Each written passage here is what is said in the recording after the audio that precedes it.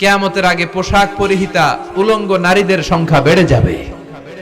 তো কিয়ামতের আগে মারে ভুলে যাবে, মাকে ভুলে গিয়ে স্ত্রীর পেছনে পেছনে দৌড়াবে।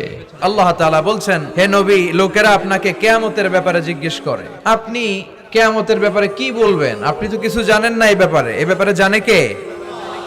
বিশ্বনবী যখন মক্কার জমিনে কিয়ামতের ব্যাপারে বারবার মক্কার লোকদেরকে সাবধান করতে শুরু করলো যে এই দিন না, আরো দিন, এই দিনটাই দিন নয়, বিশাল একটা জগৎ পড়ে আছে, সেটা শুরু হবে কিয়ামত দিয়ে, সব লন্ডভন্ড হয়ে যাবে।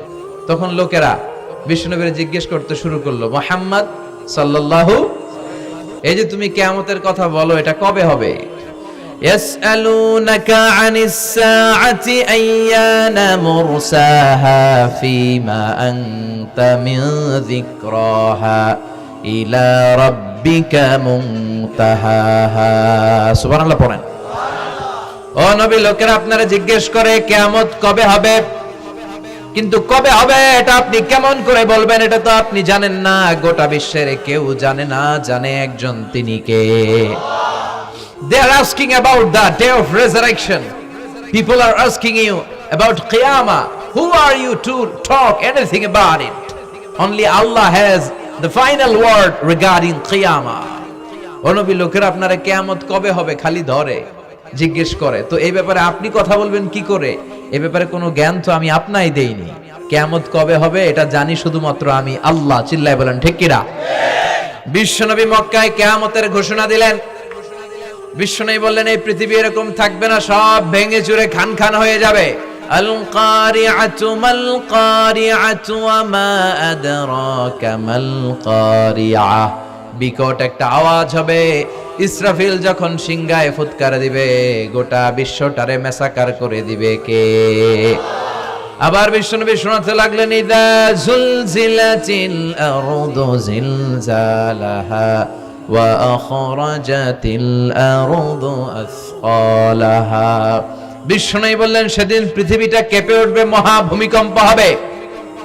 জমিনের ভেতরে যা আছে, তেলের খনি, গ্যাসের খনি, স্বর্ণের খনি, সবকিছু জমিনটা বমি করে বের করে দিবে।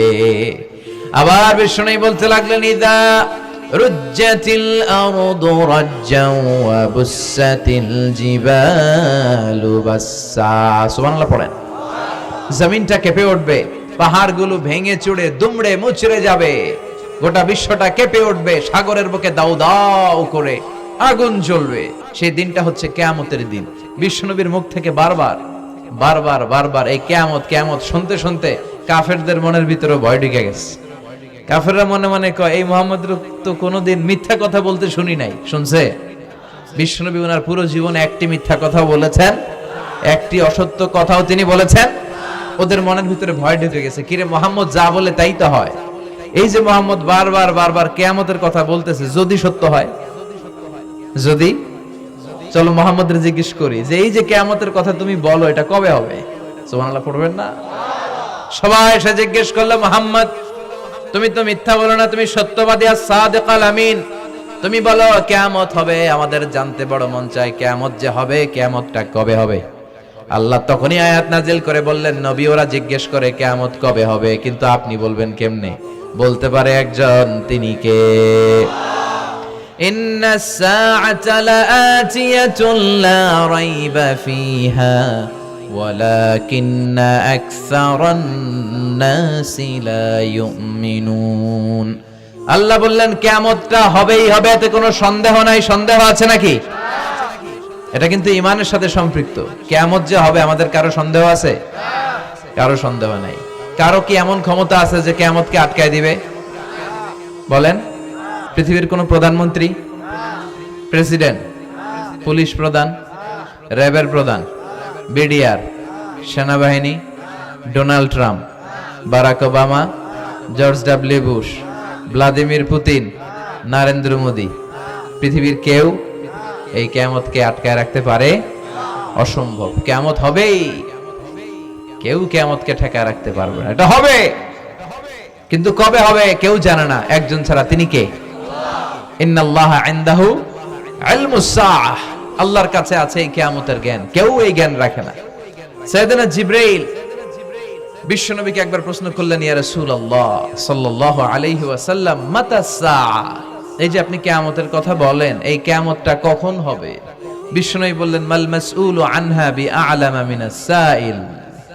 ও জিবরাইল, তুমি যেমনি জানো না আমিও জানি না। সুবহানাল্লাহ পড়েন। যারা জিজ্ঞেস করা হয়েছে সে জিজ্ঞাসাকারীর চেয়ে ভালো জানে না, মানে তোমার যা দশা আমারও একই দশা, তুমিও জানো না আমিও জানি না, তো জানে কে? আবার এক সাহাবী বললেন, ইয়া রাসূলুল্লাহ মাতা সাআ, কিয়ামত কবে হবে? বিশ্বনবী কোন উত্তর না দিয়ে আবার সাহাবীরে প্রশ্ন করলেন, বললেন, ওয়া মাযা আ'দাতা লিস-সাআ, কিয়ামত কবে হবে জানার জন্য পাগল হলে কেন? কিয়ামতের জন্য তুমি কি প্রস্তুত করে রেখেছো? সাহাবী বলে, মা আ'দাতু লাহা শাইআন ইয়া রাসূলুল্লাহ, ইয়া রাসূলুল্লাহ আমি কিয়ামতের জন্য কিছুই প্রস্তুত করতে পারি নাই, ইল্লা আন্নী উহিব্বুল্লাহ ওয়া রাসূলুহু, তবে একটা জিনিস আছে, সেটা কি? সেটা হচ্ছে আমি আল্লাহরে আর আল্লাহর রাসূলরে বড় ভালোবাসি। বিশ্বনবী বললেন, ফা ইন্নাকা মা আমান আহবাবতা, তুমি তো ভালো জিনিসে জোগাড় করেছো, জেনে রাখো তুমি যাদেরকে ভালোবাসো কিয়ামতের দিন জান্নাতে ঢুকে কিয়ামতের পরে জান্নাতে তাদের সাথেই তুমি থাকবা। যার সাথে যার ভালোবাসা তার সাথেই তার জান্নাত। চিল্লায় বলেন ঠিক কি না? তাহলে বোঝা গেল এই কিয়ামত হবেই, এই কিয়ামতরে কেউ ঠেকায় রাখতে পারে না। আর কিয়ামত কবে হবে এটা কেউ জানেও না, এমনকি জিবরাইলও জানতেন না। সাইয়েদনা জিবরাইল, এমনকি বিশ্বনবী মুহাম্মদ রাসূলুল্লাহ সাল্লাল্লাহু আলাইহি ওয়াসাল্লামও জানতেন না, জানে শুধু একজন, তিনি কে? কিন্তু অনেকে দেখবেন ইদানিং কালে বলে ফেলে যে অমুক সালে কিয়ামত। এটা বলার ক্ষমতা আপনারে দিয়েছে কে? এটা তো মিনাল উমুর আল গায়বিয়াত, অদৃশ্যের খবর। অদৃশ্যের খবর তো কেউ জানে না, কে জানে? অদৃশ্যের খবরের ব্যাপারে কিছু বলতে চাওয়া মানে অদৃশ্যের ব্যাপারে হস্তক্ষেপ করা, এটা কুফরি। এজন্য কিয়ামত কবে হবে এক্সাক্ট টাইম এটা আল্লাহ জানেন, বিশ্বনবীও জানতেন না। তবে বিশ্বনবী কিয়ামতের কিছু আলামত আমাদের সাথে শেয়ার করেছেন। হাদিসের পরতে পরতে, হাদিসের প্রামাণ্য কিতাবগুলোতে যখন আপনি পড়বেন, চ্যাপ্টারগুলোতে পড়বেন, বিভিন্ন জায়গায় বিভিন্ন নসিহাতে বিভিন্ন আলোচনায় বিশ্বনবী মুহাম্মদ রাসূলুল্লাহ তিনি বর্ণনা করেছেন যে কিয়ামতের আগ দিয়ে গোটা বিশ্বের, গোটা পৃথিবীর সামাজিক অবস্থা, রাষ্ট্রীয় অবস্থা, পারিবারিক অবস্থা এরকম হবে। কি কি আলামত বিশ্বনবী বলে গেলেন আমাদের জানার দরকার আছে না নাই? আমরাও কিন্তু অবাক করা কোনো কাণ্ড দেখলে বলে ফেলি এটা কিয়ামতের আলামত। আমরা যদি বেহায়াপনা দেখি, বিশেষ করে ধর্মপ্রাণ মুরব্বী যারা আছে এরা বেহায়াপনা দেখলে সহ্য করতে পারে না, এরা বলে এগুলো কিয়ামতের আলামত। আছে না নাই? কিয়ামতের আলামত। আমি এরকম দেখেছি যে একটা সন্তান মায়ের পেট থেকে ভূমিষ্ঠ হয়েছে, কিন্তু ওই সন্তানের মাথা দুইটা। তো এগুলো দেখলে আমরা কি বলি? কিয়ামতের আলামত। কিন্তু বিশ্বনবী কিয়ামতের আলামতের ব্যাপারে কি বললেন, আমাদের কি শোনালেন, জানতে মনে চায়? কথা বলেন, শুনতে মনে চায়? আসেন আজকের এই চমৎকার রজনীতে কিয়ামতের আলামতের ব্যাপারে, আলামাতুল কিয়ামা, আশরাতুস সাআ, আস-সুগরা ওয়াল কুবরা, এগুলো আমরা জানার চেষ্টা করি। আপনি বিশ্বনবীর মুখনিসৃত এই বাণীগুলো যদি শোনেন যে কিয়ামতের আলামতের ব্যাপারে বিশ্বনবী কি বলেছে, শুনলে আপনার গা শিহরিয়ে উঠবে। আপনার মনে হবে বিশ্বনবী যেন এই একবিংশ শতাব্দীর দিকে তাকিয়ে তাকিয়ে বলে গিয়েছিলেন। মনে হবে যেন বিশ্বনবী বাংলাদেশের এই পরিবেশটা দেখে দেখে বলেছেন। প্রায় প্রতিটাই আমাদের সমাজের সাথে, আমাদের দেশের সাথে, আমাদের পরিবেশের সাথে খাপ খেয়ে যায়। কিয়ামতের আলামতগুলো দুই ভাগে বিভক্ত। একটু আওয়াজ করে উত্তর দিতে হবে, কয় ভাগ? একটা ছোট আলামত আর একটা বড় আলামত। চিল্লায় বলেন একটা, আর একটা, আবার বলেন একটা, আর একটা। বড় আলামত মোট 10টা। কয়টা? আল্লাহর মেহেরবানি 10টার একটাও প্রকাশ পায় নাই, একটাও প্রকাশ পায় নাই। কিন্তু কিয়ামতের ছোট আলামতগুলো অনেকগুলো আলামত, 30, 40, 35 এরকম হয়ে যাবে। এই ছোট আলামতগুলোর বেশিরভাগই আমাদের সমাজে প্রকাশিত হতে শুরু করেছে। যেগুলো হয় নাই এগুলো হওয়ার পথে, বেশিরভাগ সমাজে প্রকাশ পেয়ে গিয়েছে। আশরাতুস সাআ, আস-সুগরা ওয়াল কুবরা। আমরা আজকে কিয়ামতের ছোট আলামত, the minor signs of the day of judgment, কিয়ামত আসার আগ দিয়ে কি কি ছোট আলামত আমাদের সমাজে দেখা যাবে, এগুলো নিয়ে আমরা কিছু কথা শুনবো। আওয়াজ করে পড়েন ইনশাআল্লাহ। উদ্দেশ্য হচ্ছে এগুলো জেনে আমরা সচেতন হব। কি হব? আমরা আখিরাতের ব্যাপারে সচেতন হব। এবং নিজেদেরকে গড়ব এবং আমলের পরিমাণ এমন ভাবে বাড়াবো যাতে আমাদের আখিরাতটা সুন্দর হয়, ঠিক কিনা? অনেকেরই এই ইখলাস জিনিসটার খুব অভাব, এটা নাই, এটার ঘাটতি। আমরা আল্লাহর কাছে কামনা করি, আল্লাহ তুমি আমাদের হৃদয় ইখলাস দিয়ে পরিপূর্ণ করো। আল্লাহুম্মা রযুকনা ইখলাস, আল্লাহ তুমি আমাদেরকে ইখলাসকে রিজিক হিসেবে দাও। এই ইখলাসের নামে কোরআনে একটা সূরাও আছে না নাই? সূরার নাম কি? কুল হুয়াল্লাহু আল্লাহুস লাম ইয়ালিদ ওয়া লাম ইয়াকুল লাহু। এখানে আল্লাহ তাওহীদের কথা বলেছেন, ইখলাসের কথা বলেছেন। এজন্য আমরা যেন ইখলাসের সাথে শুনি, ইখলাসের সাথে আমল করি। আল্লাহ তুমি তৌফিক দাও। বিশ্বনবী কিয়ামতের ছোট আলামতের ব্যাপারে যা যা বললেন সেগুলো যদি আমরা ধারাবাহিকভাবে শুনতে চাই, তাহলে প্রথমেই যে আলামতটার কথা বলতে হবে সেটা হচ্ছে বিআসাতু রাসূলিল্লাহি সাল্লাল্লাহু আলাইহি ওয়াসাল্লাম। বিশ্বনবীর এই পৃথিবীতে, এই ধরাতে আগমনটাই হচ্ছে কিয়ামতের সর্বপ্রথম আলামত। সুবহানাল্লাহ কইতে পারলেন না? বিশ্বনবীর আগমন পৃথিবীতে হয়েছে কি হয় নাই? কথা বলেন। বিশ্বনবী যে আসছেন আবার চলে গেছেন, বিশ্বনবীর এই আগমনটা হয়ে গিয়েছে পৃথিবীতে কয় বছর চলে গেল? প্রায় 1400-1500 বছর চলে গেল, এখনো কিয়ামত হয় নাই। সুবহানাল্লাহ পড়েন। বিশ্বনবী বলতেন বুইস্তু আনা ওয়া সাআতু কাহাতাইন, আমি এবং কিয়ামত এইভাবে পিঠাপিঠি হয়ে নাজিল হয়েছে। এই আঙ্গুল থেকে এই আঙ্গুলের মাঝখানে যেমনি তেমন কোনো ব্যবধান নাই, আমি বিশ্বনবী আর কিয়ামতের মাঝখানেও তেমন কোনো ব্যবধান নাই। বিশ্বনবী সাহাবাদেরকে বুঝাতে যে প্রায় এরকম আঙ্গুল ব্যবহার করতেন, ইশারা দিতেন, আঁকা ঝোঁকা করতেন। এখন আধুনিক শিক্ষা পদ্ধতিতে এগুলো ব্যবহার হতে শুরু হয়েছে। এগুলো সব বিশ্বনবীর মেথোডোলজি। সুবহানাল্লাহ পড়বেন না? বিশ্বনবী আবার আরেক জায়গায় বলেছিলেন আনা ওয়া কাফিলুল ইয়াতীমি কাহাতাইন, আমার আঙ্গুলের দিকে দেখতেছেন? হ্যাঁ, আনা ওয়া কাফিলুল ইয়াতীমি কাহাতাইন, আমি আর ইয়াতীমের রক্ষণাবেক্ষণকারী জান্নাতে এরকম কাছাকাছি থাকবো। এই দুই আঙ্গুল যেমনি কাছাকাছি, আমি আর এতিমের রক্ষণাবেক্ষণকারী এরকম জান্নাতে থাকবো কাছাকাছি। আমরা এখন রক্ষণাবেক্ষণ করব কি? এতিমের সম্পদ লুণ্ঠনের ক্ষেত্রে আমরা 1 নাম্বার। চিল্লা এখন ঠিক কিনা? এতিমের মাথায় হাত বুলিয়ে দিলে আল্লাহ খুশি হয়ে যায়। এতিমদেরকে ভালোবাসলে আল্লাহ তারে ভালোবাসে। এতিমের জন্য দান সদকা করলে তার মর্যাদা বাড়ায় দেয় কে? আমাদের এলাকাগুলোতে এতিমখানা নাই? আমাদের সমাজে এতিম আছে না নাই? তার বাবা নাই, তার মা নাই, এতিম। আপনি তার ঘরে খাবার পৌঁছে দেন, আপনার আব্বার কবরটারে জান্নাতে টুকরা বানায় দিবে কে? ইয়াতিম মিসকিনদেরকে সহায়তা করবেন, দান সদকা ওইখানে করবেন। ওইদিকে টাকা না দিয়ে মাজারে যে টাকা দেয় এরকম লোক আছে না নাই? মাজারে টাকা দেওয়া যাবে অপ্রয়োজনে? মাজারে কেন টাকা দিবেন? ওখানে একজন লোক শুয়ে আছে, পড়ে আছে, উনার টাকা লাগবে? টাকা লাগবে আমগো জীবিত যারা আছে আমাদের। কথা কন। গরিব, দুস্থ, সুবিধা বঞ্চিত মানুষ যারা আছে তাদের টাকা লাগবে। এজন্য মাজারে যে মানত করা যাবে? মানত করতে হবে একজনের নামে, চিৎকার করে বলেন চিনি কে? অনেকে দেখবেন মাজারে যে মোমবাতি দিয়ে আসে, আগরবাতি দিয়ে আসে, হ্যাঁ, কাপড় দিয়ে আসে, ছাগল দিয়ে আসে, মুরগি দিয়ে আসে, গরু দিয়ে আসে, আছে না নাই? দেখবেন মাজারে আবার মশারিও দিয়ে রাখে, আছে না নাই? যিনি শুয়ে আছে ওনার কি মশায় কামড়ায়? তো উনি যদি মশার কামড় থেকে নিজের বাঁচাইতে না পারে, উনি আমগরে বাঁচাবে কি? কথা বলেন। আবার দেখবেন অনেক ড্রাইভার অনেক মাজারের পাশ দিয়ে যখন যায় সে গাড়ি স্লো করে ফেলে। ড্রাইভারকে জিজ্ঞেস করেন যে তুমি স্লো করলা কেন? সে বলে এখানে বাবার মাজার, বাবা অনেক গরম। গাড়ি উল্টায় দিবার পারে। কি করতে পারে? আচ্ছা, গাড়ি উল্টালে কি হয়? দুর্ঘটনা হয়, মানুষ মারা যায়। যারা মানুষ মারে এরা কি বাবা নাকি ডাকাত? তো এ কেমন আল্লাহর ওলি, সে মানুষ মেরে ফেলে। আপনি একটু আকল খাটালে আপনি বুঝতে পারবেন যে এগুলোর সাথে ইসলামের কোনো সম্পর্ক নাই। ইসলাম শিখায় চাইতে হবে একজনের কাছে। ইদা সাআলতা ফাসআলিল্লাহ, ফরিয়াদ করবা তো কার কাছে করব? চাইতে হবে কার কাছে? ছেলে চান কে দিবে? মেয়ে চান কে দিবে? ছেলে মেয়ে দুইটা চান কে দিবে? ব্যবসায় সফল হতে চান কে দিবে? জান্নাতি হতে চান কে দিবে? আল্লাহ ছাড়া কেউ কিছু দিতে পারে? বিশ্বনবী মুহাম্মদ রাসূলুল্লাহ সাল্লাল্লাহু আলাইহি সাল্লাম কি আমাদের কিছু দিতে পারে?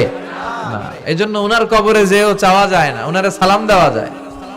ওখানে যে বিশ্বনবীকে সালাতু সালাম পাঠানো যায়, কিন্তু বিশ্বনবীরে বলা যায় না, ইয়া রাসূলুল্লাহ আমার একটা মেয়ে দেন, আমার একটা ছেলে দেন, ইয়া রাসূলুল্লাহ আমার নির্বাচনে পাশ করাইয়া দেন। এখন নির্বাচন আসছে নতুন না, প্রায় দেখি অ্যানাউন্সমেন্ট চলতেছে কাউন্সিলর নির্বাচন। তো বিশ্বনবীর কবরের সামনে দাঁড়িয়েও চাওয়া যায় না। তো বিশ্বনবীর কবরের সামনে দাঁড়িয়ে কিছু চাইলে সৌদি পুলিশ হাতের মধ্যে লাঠি দিয়ে বাড়ি মারে, দাঁড়াতেই দেয় না। যে এখানে কি চাও তুমি, সামনে কেবলা, কেবলামুখী হও। এই বিশ্বনবী যার কাছে যাইতেন তার কাছে যাও, তিনি ছাড়া কিচ্ছু করার ক্ষমতা গোটা বিশ্বে কারো নাই। আল্লাহর ধনভাণ্ডার কত বিশাল, তিনি আমাদের সবাইকে যদি জান্নাতুল ফেরদাউস দিয়ে দেয়, ওনার জান্নাতের মধ্যে ঠেলাঠেলি হবে তো না? কথা কন। বিশ্বনবী 8টা জান্নাতের যে স্টেজ, এই 8টার সবগুলাই থাকবে না, উনি থাকবে জান্নাতুল ফেরদাউস। নবী থাকবে একটাই, আমরা আরেকটাই। এটা সম্ভব? অন্য কোন জান্নাত দিয়ে আমাদের বুঝ দেওয়া যাবে? আমরা আল্লাহর কাছে বলবো, আল্লাহ আমগো নবী যেদিকে, আমরা থাকবো বিশ্বনবী থাকবে জান্নাতুল ফেরদাউস, আমরাও থাকবো ফেরদাউসে ইনশাআল্লাহ। পড়েন, এত বিশাল জান্নাত, কোন ধাক্কা ধাক্কি নাই। জান্নাতের এক একটা দরজা চিনেন তো না? বিশ্বনবী যখন জান্নাতের দরজার বর্ণনা দিচ্ছেন, বিশ্বনবী বলছেন ইন্নাল মিসরাআইন মিন মাসারি'আল জান্নাহ মা বাইনা মাক্কা ওয়া হাজার। ও সাহাবারা, জান্নাতের দরজাগুলো কত বড়, শোনো শোনো। বিশ্বনবী বললেন সৌদি আরবের মক্কা শহর থেকে বাহরাইনের হাজার শহর যত লম্বা, জান্নাতের এক একটা দরজা তত লম্বা। তার মানে এক এক ধাক্কায় কয়েকশো কোটি লোক জান্নাতে ঢুকে যাবে। তো ওই জান্নাতে আমরা সবাই যদি ফেরদাউসে থাকি, আল্লাহর কোনো ঘাটতি আছে? ওই আল্লাহরে থইয়া মাজারে যায়, ওই আল্লাহরে না ডেকে বাবারে ডাকে, ওই আল্লাহর কাছে না যে মাজারে যে লাল সালু দিয়ে আসে। দেখবেন যে লোকটা মাজারে মশারি দেয়, ওর বাবের ডেঙ্গু রোগ, ওর মারে মশাই কামড়ায়, ওর বাবারে মশাই কামড়ায়। বাপ মার কাছে যায় না। বাপ মা যে কত বড় পীর সাহেব, গোটা বিশ্বের পীর সাহেবরা যদি একটা দোয়া করে আর বাবা মা যদি আরেক পাশে দোয়া করে, বাবা মার দোয়া আগে আগে কবুল হয়ে যাবে। এজন্য চাইতে হবে একজনের কাছে, তিনি কে? বিশ্বনবী যখন বুঝাতেন, মাঝে মাঝে হাতের ইশারায় বুঝাতেন। সুবহানাল্লাহ পড়েন। বিশ্বনবী যখন বুঝাতেন, মাঝে মাঝে প্রশ্ন করে বুঝাতেন, মাঝে মাঝে প্রশ্ন করে বুঝাতেন। He use to throw question to the audience. শ্রোতাদেরকে প্রশ্ন ছুড়ে দিতেন। প্রশ্ন ছুড়ে দিলে কি লাভ জানেন? শ্রোতারা ভাবতে শুরু করে উত্তরটা কি। যখন উত্তরটা করতে পারে না, তখন বিশ্বনবী উত্তর বলে দিতেন। যখন উত্তর করতে যে ঠেকে যায় একটা ঠেকা ঠেকা ভাব, তখন যখন উত্তরটা জানা হয়, ওই উত্তর আর ভোলা হয় না। কথা বলেন। বিশ্বনবী সাহাবাদেরকে প্রশ্ন করলেন, ইন্না মিনাশ শাজারাতি শাজারাতুন লা ইয়াসকুতু ওয়ারাকুহা। ও সাহাবারা, গাছের মধ্যে, বৃক্ষলতার মধ্যে এমন একটা বৃক্ষ আছে, এমন একটা গাছ আছে, যেই গাছের কোনো পাতা ঝরে না। মাসালুহা কামাসালুল মুমিন। ওই গাছের দৃষ্টান্ত মুমিনের দৃষ্টান্তের মতো। বলো তো, হাদ্দিসুনি মা হিয়া, দেখি তোমরা পারো কিনা ওই গাছটা কি? কেউ পারে না। কেউ বলে ওই গাছ, কেউ বলে মরুভূমির ওই ক্যাকটাস গাছ, কেউ বলে ওই গুলমলতা, কেউ বলে ওইটা, কেউ বলতে পারে না। বিষ্ণু বললেন কারোটা হয়নি। ইন্নাহা নাখলা, এটা হলো খেজুর গাছ। সাহাবারা ভাবসারে খেজুর গাছ তো প্রত্যেক ঘরের পিছনে পিছনে, এটা ধরছে নাকি? ধরলে তো কঠিনটাই ধরবে। এজন্য সাহাবাদের প্রত্যেক বাড়ির পাশে খেজুর গাছ। ওইদিকে মন যায় না, মন গেছে দূরে, দেখি তো কোন গাছ, খুঁজে পায় না। সুবহানাল্লাহ পড়েন। এই যে বিশ্বনবীর শিখানোর পদ্ধতি, education system, how to teach the children, আপনি ছাত্রদেরকে কিভাবে পড়াবেন, এটা বিশ্বনবী হাতে কলমে আমাদেরকে শিখিয়ে গিয়েছে। ওই মজলিসে আব্দুল্লাহ ইবনে উমর রাদিয়াল্লাহু আনহু আর ওনার বাবা ওমরে ফারুক দুইজনই উপস্থিত ছিলেন। বাড়িতে যাওয়ার পরে ছোট্ট আব্দুল্লাহ ইবনে উমর সাইয়েদনা ওমরে ফারুককে বলেন, আব্বা, বিশ্বনবী যে আজকে প্রশ্নটা করছিল, আমি কিন্তু উত্তর জানতাম। সুবহানাল্লাহ কইবেন না? ওমরে ফারুক বললেন, বলো কি, তুমি জানতা যেটা খেজুর গাছ? আব্দুল্লাহ ইবনে উমর বলে, না আমি আবি, হ্যাঁ আমি জানতাম। তো বললা না কেন? তুমি যদি আজকে উত্তর দিতে পারতা, তাহলে আরবরা লাল কপালের উট পেলে অনেক খুশি হয়ে যায়। তিনি বললেন, লাল চাঁদওয়ালা উট পেলে মানুষ যেরকম খুশি হয়, আজকে তো আমি অত খুশি হইতাম, বিশ্বনবীর সামনে আমার বুকটা এত বড় হয়ে যেত যে আমার ছেলে উত্তর করতে পেরেছে। আব্দুল্লাহ ইবনে উমর বললেন, আপনি আমার আব্বা, আশেপাশে চাচারা কেউ পারে না, আমি কেমনে কই? সুবহানাল্লাহ কইবেন না? দেখেন বিশ্বনবীর শিখানোর কত চমৎকার পদ্ধতি। তো সে পদ্ধতির অংশ হিসেবে বিশ্বনবী এরকম আঙ্গুল দিয়ে ইঙ্গিত করতেন আর বলতেন, আনা ওয়া কাফিলুল ইয়াতীমি কাহাতাইন, আমি এবং ইয়াতিমের যত্ন যারা করে তারা জান্নাতে একসাথে এইভাবে থাকবো। আবার কিয়ামতের বর্ণনা দিতে যে বিশ্বনবী বললেন, আনা ওয়া সাআতু কাহাতাইন, আমি আর কিয়ামত এরকম পিঠাপিঠি, আমার আর এই দুইটা আঙ্গুলের মাঝখানে যেমনি তেমন ব্যবধান নাই, আমি আর কিয়ামতের মাঝখানেও তেমন ব্যবধান নাই। চিল্লায় পড়েন আল্লাহু আকবার। তাহলে বিশ্বনবীর ঘোষণা অনুযায়ী কিয়ামতের প্রথম আলামত হচ্ছে বিশ্বনবীর স্বয়ং আগমন। এটা হয়েছে কি হয় নাই?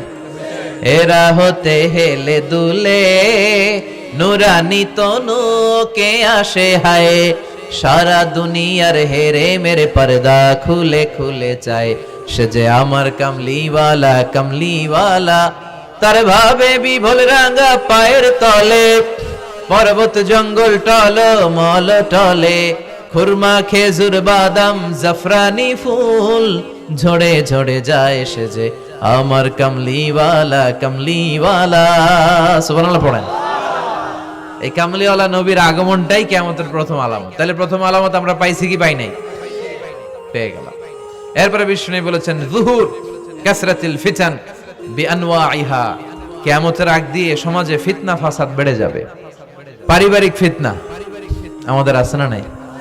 সামাজিক ফিতনা, একটু আওয়াজ করে উত্তর দিবেন। রাষ্ট্রীয় ফিতনা, নারী ঘটিত ফিতনা, খালি ফিতনা আর ফিতনা। আপনি যেদিকে তাকাবেন ওইদিকেই ফিতনা। আপনি চাইলেও আপনার ঈমান বাঁচাতে পারছেন না। আমরা চাই আমার চোখটা হেফাজত করব, পারছি না। ইউটিউবে ঢুকলাম, জাকির নায়েকের লেকচার শুনবো, ইউটিউবে ঢুকলাম, শায়েখ সুদাইসের তেলাওয়াত শুনবো, ওদিকে তেলাওয়াতও বাজে আর নিচে সাজেস্টেড ল্যাংটা ভিডিও আছে না নাই? কই যাব আমরা? কিভাবে বাঁচাবো আমাদের চোখ? বায়ে অশ্লীলতা দেখে ডানে তাকায়, দেখি ওদিকে অশ্লীলতা, আবার বায়ে তাকায় ওখানে অশ্লীলতা, সামনে তাকাই অশ্লীলতা, আবার পেছনে তাকাই অশ্লীলতা, নিচে তাকাই অশ্লীলতা, উপরে তাকাই ওদিকে অশ্লীলতা। আমরা যাব কই? আন-নাযার সাহমুন মাসমুম মিন সিহাম ইবলিস, এই দৃষ্টি শয়তানের বিষ মাখানো তীরবানের মধ্য থেকে ভয়ঙ্কর তীর। এই তীর দিয়ে শয়তান যুবক যুবতীদেরকে কাবু করে ফেলে। একটা যুবক যুবতীর মধ্যে প্রথমে আই কন্টাক্ট হয়।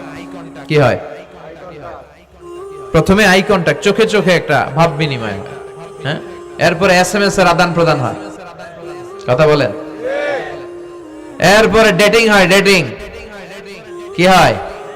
এরপর হয় গার্লফ্রেন্ড বয়ফ্রেন্ড, আছে না নাই? এগুলো ভুইঘরে নাই? ভুইঘরের ছেলেপেলেরা আল্লাহওয়ালা, হ্যাঁ? কি ভয়ঙ্কর অবস্থা। আমরা ছোটবেলায় এই সমস্ত গার্লফ্রেন্ড বয়ফ্রেন্ড কি বুঝতামই না। এখন ক্লাস 5 থেকে শুরু, ক্লাসে যারা যারা আছে ভাগাভাগি হয়ে যায়, কোনটা কার,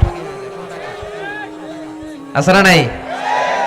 কয় এইটা আমার, মানে আমার ফ্রেন্ড, এটা আমার এই কি ফ্রেন্ড, গার্লফ্রেন্ড, এটা আমার গার্লফ্রেন্ড, তো এটা তোর গার্লফ্রেন্ড, আছে না নাই? আবার এটারে সংক্ষেপ করছে, কয় জিএফ। কি কয়? তোমাদের এগুলা নাই তো? হ্যাঁ আছে, অর্ধেক কয় আছে, অর্ধেক কয় নাই। খুব চালাকেরা। প্রিয় ভাইয়েরা, এগুলো আমাদের সংস্কৃতি নয়। বিবাহ বহির্ভূত যে কোনো ধরনের নারী পুরুষের সম্পর্ককে হারাম করেছে কে? আসুন আমরা বিয়েটাকে সহজ করি, আর্লি ম্যারেজ ক্যাম্পেইন করি। আর কত বলবো? যতদিন বেঁচে থাকি বলবো, বিয়েটারে সহজ করে দেন। ছেলের বাবা যারা আছেন, মেয়ের বাবা যারা আছেন, বিয়েটা সহজ করে দেন। তা না হলে এই যে 14ই ফেব্রুয়ারি গুলো যায়, আছে না নাই? কি নাম? কি? বিশ্ব বেহায়া। আহা, এগুলো আগে ছিল না।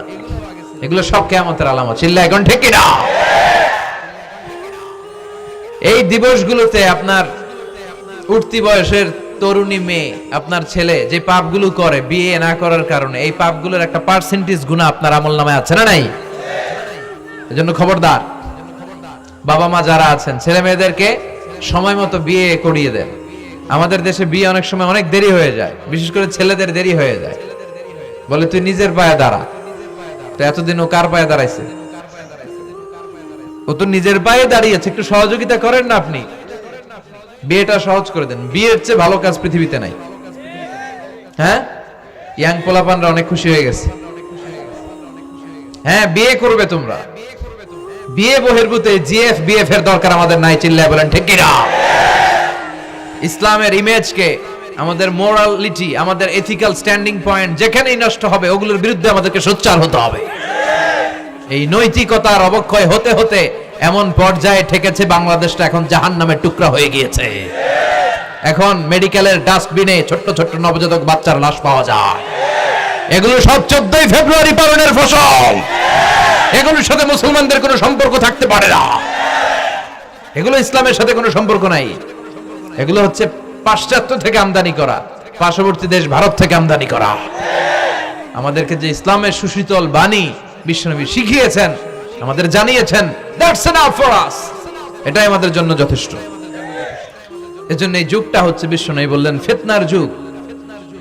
আখিরি জামানায় জ্বলন্ত আগুনের কয়লা নিয়ে হাতে রাখাটা সহজ হয়ে যাবে, কিন্তু ঈমান নিয়ে টিকে থাকা কঠিন হয়ে যাবে। আপনি চাইলেও ভালো থাকতে পারবেন না, আপনি হকের কথা চাইলেও বলতে পারবেন না। ঝুঁকি আছে না নাই? গুম আছে না নাই? ক্রস ফায়ার আছে না নাই? কিন্তু এই হকের রাস্তা আমরা ছাড়বো না। বিশ্বনবী বললেন, ফিতনা বেড়ে যাবে। আপনি হক হালাল মেনটেন করতে চান কিন্তু পারবেন না। আপনি ঘুষ খাবেন না, কি হবে? টেবিলের নিচ দিয়া ঘুষ, উপর দিয়া ঘুষ, সব জায়গায় ঘুষ। আপনার পাশে যে চাকরি করে সে খায় ঘুষ, ও খায় ঘুষ, নিচের কর্মচারী খায় ঘুষ, উপরের বসও খায় ঘুষ। কথা বলেন, আপনি চাইলেও পারছেন না। এজন্য বিশ্বনবী সবসময় দোয়া করতেন, আল্লাহ ফিতনা থেকে আমাদেরকে বাঁচাও। বিশ্বনবী পড়তেন, আল্লাহুম্মা ইন্না নাউযু বিকা মিনাল ফিতান মা যাহারা মিনহা মা বাচান। হে আল্লাহ, প্রকাশ্য অপ্রকাশ্য সব ফিতনা থেকে তুমি আমাদেরকে বাঁচাও। চিল্লায় পড়েন আমিন। আওয়াজ করে আমার সাথে পড়েন, আল্লাহুম্মা ইন্না নাউযু বিকা মিনাল ফিতান মা যাহারা মিনহা ওয়া মা বাতান। এর মানে হচ্ছে, হে আল্লাহ, প্রকাশ্য অপ্রকাশ্য, দেখা যায় দেখা যায় না, এরকম সব ফিতনা থেকে তুমি আমাদেরকে বাঁচাও। তাহলে এই যে বিশ্বনবী বললেন কিয়ামতের আগে ফিতনা বেড়ে যাবে, এই আলামতটা সমাজে আছে না নাই? এরপরে বিশ্বনবী বললেন, খুরুজ মুদ্দাঈন নবুওয়া, কিয়ামতের আগ দিয়ে ভণ্ড নবী দাবিদার বেড়ে যাবে। বুখারীর বর্ণনায় বিশ্বনবী বললেন, ততক্ষণ পর্যন্ত কিয়ামত হবে না যতক্ষণ না 30 জন ভণ্ড নবী দাবিদার বেরোবে। ভণ্ড নবী দাবিদার, একটাও নবী না। কুল্লুহুম কাযাবুন দাজ্জালুন, সবগুলো মিথ্যাবাদী, কাযাব আর দাজ্জাল। বিশ্ব নবী হচ্ছেন সর্বশেষ নবী। আমার নবীর পরে আর কোন নবী আসবে? আমার রাসূলের পরে আর কোন রাসূল আসবে? এই কথাটা যারা মানবে না তার ঈমান থাকবে। মা কানা মুহাম্মাদুন আবা আহাদিম মির রিজালিকুম ওয়ালাকিন রাসূলুল্লাহি ওয়া খাতামান নবিয়্যিন। মুহাম্মদ তোমাদের কোন ছেলেদের পিতা নয়, তিনি হলেন আল্লাহর রাসূল, তিনি হলেন শেষ রাসূল। খাতামান নবিয়্যিন, সাইয়েদনা আদম থেকে শুরু করে নবী আসার যে ধারাবাহিকতা, এটা বিশ্ব নবীর মাধ্যমে এই চেইনটাকে কাট আপ করে দিয়েছে কে? আমার নবীর পরে কোন নবী নাই। বিশ্ব নবী বলতেন, লা নাবিয়্যা বা'দি ওয়ালা রাসূলা, আমার পরে নবীও নাই, রাসূলও নাই, তবে লাউ কানা বা'দি নাবিয়্যুন লাকানা উমর, আমার পরে যদি কেউ নবী হতো আমার সাহাবী ওমর নবী হয়ে যেত। প্রভু তুমি বলেছো রাসূল দেবে না, বলনি দেবে না ওমর, বলনি দেবে না হামজা তারিক, খালিদ বিজয়ী সমর। প্রভু তুমি বলেছো রাসূল দেবে না, বলনি দেবে না ওমর, বলনি দেবে না হামজা তারিক, খালিদ বিজয়ী সমর। প্রভু তুমি বলেছো রাসূল দেবে না। সুবহানাল্লাহ পড়েন। ওমর ফারুক নবী হয়ে যেত, এমন কোয়ালিটি ছিল। আসাদুহুম ফি আমরিল্লাহি উমর, আল্লাহর আইন বাস্তবায়নের ক্ষেত্রে গোটা বিশ্বের মধ্যে সবচেয়ে শক্ত ছিলেন সাইয়েদনা ওমর। আর এই উম্মতের মধ্যে সবচেয়ে নরম দিলের ছিলেন সাইয়েদনা আবু বকর। আরহামু উম্মতি বি উম্মতি আবু বকর। তিনি যখন নামাজে দাঁড়াতেন, সালাতে দাঁড়াতেন, উনি যখন তেলাওয়াত শুরু করতেন, ওনার কান্নার আওয়াজে তেলাওয়াতের আওয়াজ বোঝা যেত। আর আমাদের নামাজে কান্না আসে? হ্যাঁ, নামাজে দাঁড়াইলেই সারাদিন যেটা মনে পড়ে না ওটা নামাজে দাঁড়াইলেই মনে পড়ে, আছে না নাই? নামাজেও দাঁড়ায়, আবার বিপিএল এ কি হইলো ওই টেনশন আছে না নাই? নামাজও পড়ে, আবার মাশরাফি কি আউট, এখন তো আবার উনি কি এমপি না, মাননীয় এমপি মাশরাফি। এমপি বললে কেমন জানে লাগে, শুধু মাশরাফি বলতে ভালো লাগে, কথা কন। তো উনি কি আউট নাকি ছক্কা, এই টেনশন গুলো আছে না নাই? এই তো আমাদের নামাজ। এই নামাজগুলো মিজানের পাল্লায় উঠালে কোনো ওজন হবে? কথা বলেন। বিশ্বনবী যখন সালাত পড়তেন, বিশ্বনবীর পা গুলো ফুলে, হাত্তা তাতাওয়াররামু খাদামা, টিউমার যেমনি ফুলে থাকে বিশ্বনবীর পা গুলো ফুলে যেত। তাহাজ্জুদ পড়তে পড়তে দাঁড়িয়ে থাকতে থাকতে হাত দুইটা প্যারালাইজড হয়ে যেত, আর নাড়াতে পারে না। এরপরে তিনি হাত ছেড়ে দিতেন প্রশান্তির জন্য, এরপরে হাত ছেড়ে দিয়ে কেরাত করতেন, আবার যখন ভাল লাগতো আবার ধরতেন। সুবহানাল্লাহ পড়া। আলী কারামাল্লাহু ওয়াজহার পায়ের ভেতরে এক যুদ্ধে তীর ঢুকে গেল। এই তীর টেনে বের করা যায় না, তীর টান দিলে উনি চিৎকার মারে, জখম হয়েছে অনেক ভিতরে। বিশ্বনবী বললেন, আরিহনা বিসসালাহ ইয়া বিলাল, আকিমিস সালাহ, বেলাল আজান দাও, নামাজ শুরু করি। নামাজ শুরুর আগে আরেক সাহাবীরে বললেন, আলী যখন জামাতের কাতারে দাঁড়াবে, তুমি নামাজে না দাঁড়িয়ে আলীর পায়ের সামনে যে ওই পায়ের তীরটা টান দিয়ে বের করবা। সুবহানাল্লাহ পড়েন। একামত হলো, বিশ্বনবী সালাত শুরু করলেন। বিশ্বনবীর কথা অনুযায়ী ওই সাহাবী যে আলী কারামাল্লাহু ওয়াজহার পা থেকে টান দিয়ে তীরটা বের করে নিয়ে আসলেন, ফিনকি দিয়ে রক্ত বের হলো, জায়গাটা রক্তে সয়লাভ, কিন্তু সাইয়েদনা আলী কারামাল্লাহু ওয়াজহা টেরই পায় নাই। সালাত শেষ, উনি দেখেন পায়ের মধ্যে তীর নাই, রক্তের সয়লাভ, যেখানে দাঁড়ালেন ওখানে খালি রক্ত।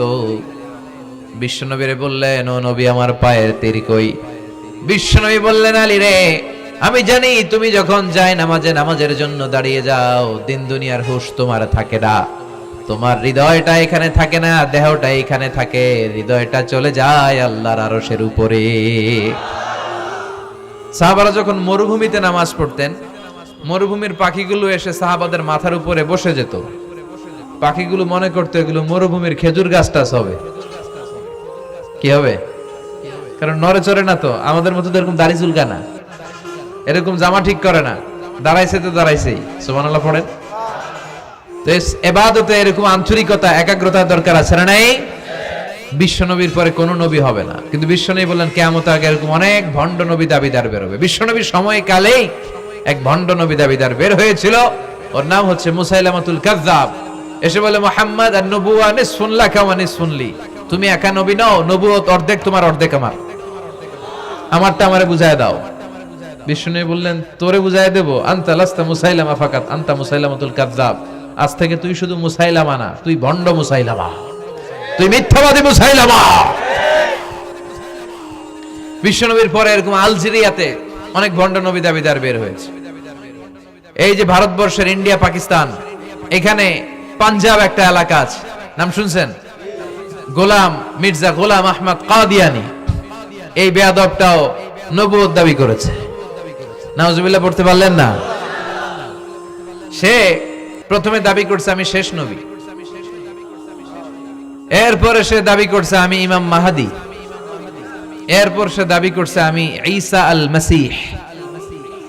এই ভণ্ডটার অনুসারী বাংলার জমিনে আছে না নাই? এদেরকে রাষ্ট্রীয়ভাবে কাফের হিসেবে আখ্যা দেওয়ার দরকার আছে না নাই? এত আন্দোলন হয়, এত কথা হয়, কিন্তু সরকারের টনক নড়ে না। এদেরকে রাষ্ট্রীয়ভাবে কাফের হিসেবে ঘোষণা দিতে হবে, সার্কুলার জারি করে চিল্লায় বলেন ঠিক কিনা? এরা মুসলমান নয়, কারণ আপনি শুধু লা ইলাহা মানলেই মুসলমান হতে পারবেন না, মুমিন হতে পারবেন না। বিশ্বনবীর উপর সাক্ষী দেওয়ার দরকার আছে না নাই? বিশ্বনবী শেষ নবী, ওনার পরে কোনো নবীও আসবে না, কোনো রাসূলও আসবে না, চিল্লায় বলেন ঠিক কিনা? এই বেয়াদবটা পায়খানা করতে যায় টাঙ্কি ভাঙ্গা গুয়ের টাঙ্কিতে পয়রা মরছে, শত শত বছরের ময়লা পায়খানাটার মধ্যে জমা, গু খাইতে খাইতে পেটটা হয়েছে এত বড়, আর পারে না। আল্লাহকে খা, জনমের খাওয়া। নবীরা যেখানে মারা যায়, নবীরা নিজে পবিত্র, যেখানে মরে ওই জায়গাটাও, কিন্তু বেয়াদবটা কই মরছে? বাথরুমের টাঙ্কির ভিতরে। তো মেথর নিয়ে আসা হয়েছে, মেথর ভাইরা এসে রশি দিয়ে ওটার উঠায়, কিছু দূর ওঠার পরে এত ওজন, রশি টশি ভাঙ্গা আবার ধস করে পড়ে, আবার উঠায়, আবার পরে আল্লাহকে জনমের মতো ঘু খাইয়া নে, বিষ্ণুবীর সাথে বেয়াদবি করেছিস, তোর ইজ্জতের 12টা আমি বাজায় দিলাম। চিল্লা এখন ঠিক কিনা? যারাই বিষ্ণুবীর সম্মান নিয়ে ঝিনিমিনি খেলেছে তাদের রেহাই দুনিয়াতেও নাই, আখেরাতেও নাই। এই মুসাইলামা দুনিয়াতেই অপমানিত হয়েছিল। সে বিশ্বনবীকে নকল করত, কপি করত, বেয়াদবি করত, স্পর্ধা দেখাতো। বিশ্বনবী কোন গাছের মধ্যে হাত লাগালে ওই গাছের ফলন বেড়ে যেত। সে বলতো আমি নবী, তার এলাকার লোকেরা বলে তাহলে বিশ্বনবী মুহাম্মদের মতো তুমি আমাদের এলাকার গাছে হাত লাগাও। সে কোনো গাছে হাত লাগাইলে ওই গাছের সব ফল মরে যেত। বিশ্বনবী কোন লোনা পানির কুয়ার ভেতরে অজু করে কুলির পানি ফেললে ওই লোনা পানির কুয়া মিঠা পানির কুয়াতে পরিণত হতো। আর এই বদমাসটা যদি মিঠা পানির কোন কুয়ার মধ্যে কুলি ফেলাইতো, ওইটা লোনা পানির কুয়া হয়ে যেত। বিশ্বনবী মদিনাতে আসার পরে মদিনার নিউ বর্ন বেবিদেরকে বিশ্বনবীর কাছে নিয়ে আসা হতো। বিশ্বনবী তাদেরকে তাহনিক করাতেন। তাহনিক মানে খেজুর হালকা একটু খেয়ে বিশ্বনবী লালা লাগিয়ে বিশ্বনবী লালা মোবারকটাই বাচ্চার ঠোঁটের মধ্যে বিশ্বনবী লাগিয়ে দিতেন। এখন বিশ্বনবী নাই, আলেমদের কাছে যাবেন, খতিব এলাকার বড় খতিব হুজুরের কাছে যাবেন, হাফেজ সাহেব হুজুরের কাছে যাবেন। হুজুর মধু খেয়ে বাচ্চার মুখে লাগাই দিবে। উনি যে সবসময় কোরআন পড়েন, ওনার সিনাতে যে কোরআন, ওইটার বরকত আছে না নাই? বিশ্বনবী তাহনিক করতেন, খেজুর খেয়ে ওই লালা মিশ্রিত খেজুর বাচ্চার মুখে লাগিয়ে দিতেন আর বাচ্চার মাথায় হাত বুলিয়ে দিতেন। বিশ্বনবীর হাত মদিনার যে সমস্ত নবজাতক বাচ্চাদের মাথায় লেগেছে, বাচ্চাদের মাথার চুল বড় করে দিয়েছে কে?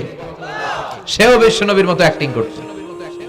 তার কাছে নবজাতক বাচ্চা নিলে সেও তাহনিক করত। তাহনিক করার সাথে সাথে বাচ্চা বমি শুরু করে দিত।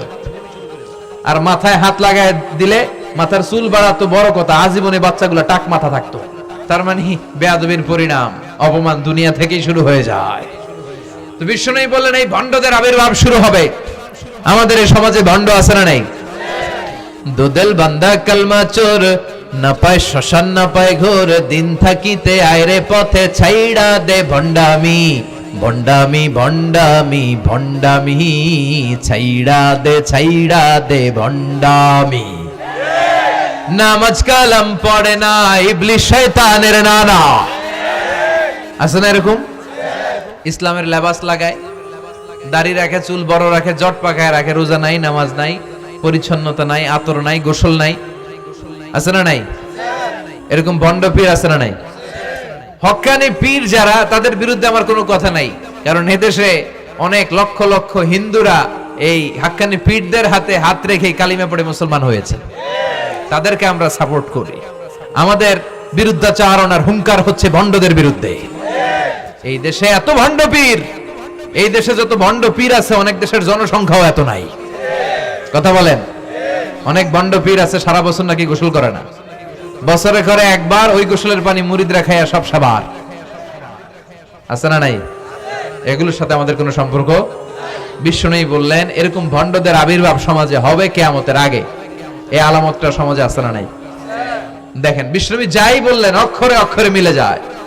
এরপরে বিশ্বনবী ফরমান কাসরাতুল হারাজ, কিয়ামতের আগে হারাজ বেড়ে যাবে। সাহাবারা বললেন ওমাল হারাজ ইয়া রাসূলুল্লাহ, হে নবী হারাজ কি? বিশ্বনবী বললেন হাদা হুয়াল হারাজ, মারামারি, কোপাকুপি, যুদ্ধ। আছে না নাই? আমরা কি যুদ্ধ চাই?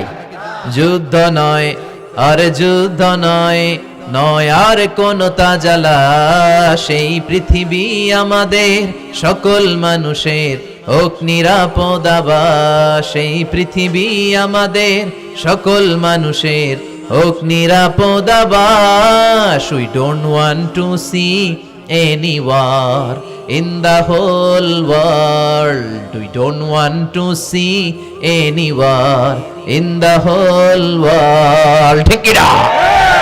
আমরা কোনো যুদ্ধ দেখতে চাই না, মারামারি দেখতে চাই না, অন্যায় হত্যাকাণ্ড বিচার বহির্ভূত কোন হত্যাকাণ্ড আমরা এদেশে দেখতে চাই না। বিশ্বনবী বললেন কিয়ামতের আগে এগুলো বেড়ে যাবে। বিশ্বনবী বললেন যে হত্যা করবে সে জানবে না কেন আমি হত্যা করলাম। এরকম হত্যা দেশে আছে না নাই? উপরের নির্দেশ, উপরের টেলিফোন, শুট করো, পোশাকি বাহিনী পিস্তল আছে, শুট করে দিল, কিন্তু কেন সে মারলো ওই সৈনিক জানে না। এরকম আছে না নাই? আবার যে নিহত হইলো সেও জেনে মরতে পারলো না যে আমি কেন বললাম। কথা কন? আহা, এই বাংলার বিভিন্ন নদীতে, মাঠে ঘাটে হাত বাঁধা, পা বাঁধা, চোখ বাঁধা, বস্তাবন্দি করা লাশ পাওয়া যায় কি যায় না? এই দুনিয়ায় তারা বিচার পায় নাই, কিন্তু এগুলোর বিচার আছে না নাই? এগুলোর বিচার যদি না থাকতো, the worldly life will be a joke. এই পৃথিবীটা একটা জোকিং হইতো, জোকিং। জোক করার জন্য আল্লাহ পৃথিবী বানায় না। যেগুলোর বিচার এই জমিনে আমরা পাই নাই, সেগুলোর বিচার আখিরাতে হবে। সেদিন হবে আসল বিচার, সেদিন হবে ফাইনাল খেলা। সেদিন হবে কি খেলা? বিশ্বাস হয়? অপেক্ষা আছে না নাই? সবগুলোর বিচার হবে ইনশাআল্লাহ। পড়েন। আপনার জমি মেরে খাইছে, দুনিয়ায় বিচার পান নাই, আহকামুল হাকিমিনের বিচার আছে না নাই? আপনাকে অন্যায় ভাবে আঘাত করেছে, দুনিয়ার বুকে বিচার পান নাই, আখিরাতে বিচার আছে না নাই? বিশ্বনবী বললেন এই মারামারিটা বেড়ে যাবে কিয়ামতের আগে। এখন দেখেন খালি মারামারি, কোপাকুপি। 2 টাকার টেম্পু ভাড়া লইয়া একজন একজনের মেরে ফেলাইছে। কয় টাকার? নাউজুবিল্লাহ পড়বেন না? আল্লাহ এই ফিতনা থেকে তুমি আমাদের বাঁচাও। এরপর বিশ্বনবী বললেন দিয়াউল আমানা, কিয়ামতের আগ দিয়ে আমানতের খেয়ানত হবে। এটা আমাদের সমাজে আছে না নাই? বিশ্বনবী বললেন কিয়ামতের আগ দিয়ে আমানতের খেয়ানত হতে থাকবে। ইদা দুইয়াতিল আমানাতু ফান্তাযিরিস সাআ। সাহাবারা প্রশ্ন ছুড়ে দিলেন, ইয়া রাসূলুল্লাহ মাতা সাআ, কখন কিয়ামত হবে? বিশ্বনবী বললেন ইদা দুইয়াতিল আমানা, যখন আমানতের খেয়ানত হবে তখন কিয়ামত হবে। সাহাবীরা আবার প্রশ্ন ছুড়লেন, কাইফা ইদাআতুহা ইয়া রাসূলুল্লাহ, হে নবী আমানতের খেয়ানত কেমন করে হবে? বিশ্বনবী বললেন ইদা উসসিদাল আমরু ইলা গায়রি আহলিহি ফান্তাযিরিস সাআ, যে লোকটা যেই চেয়ারে বসার যোগ্য নয় তাকে যখন ওই চেয়ারে বসিয়ে দেওয়া হবে তখনই কিয়ামত হয়ে যাবে। এরকম আমানতের খেয়ানত তো ভুইগরে নাই। ধরেন একজনরে আপনারা প্রধান বক্তা হিসেবে দাওয়াত দিলেন, জানে না কোরআন, জানে না হাদিস, জানে না বক্তৃতা। এটা কিয়ামতের আলামত না? এটা আমানতের খেয়ানত না? এই দেশের শিশু বক্তা আছে না নাই?